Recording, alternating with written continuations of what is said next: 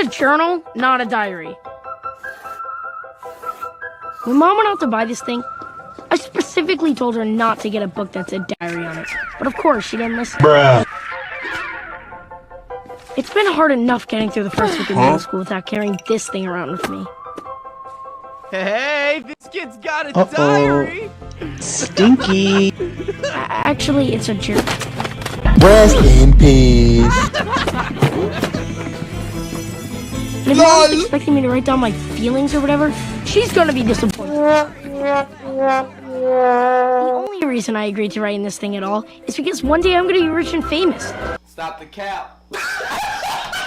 Early years, so I'm really doing this for that. Greg is so smart. Hey, yo, so what the- handsome. hey, yo, what the- So brave. Hey, yo, what the- Terrific.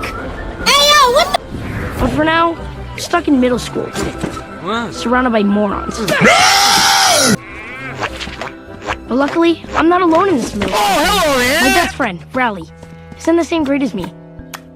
I doubt he's ever going to be rich and famous, but it's good to have him around for laughs. Did you know that if your hand is bigger than your face, it's a sign that your brain is shrinking? No, don't do it!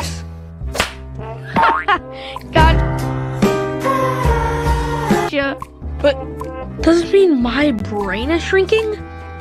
You serious? Sure. Let's check the other hand. I'm glad Rowley's...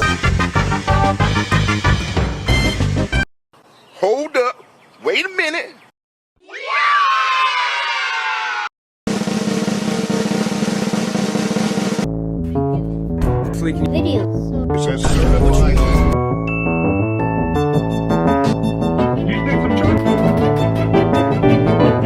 Fun fact, I am 100 meters from your location and approaching rapidly.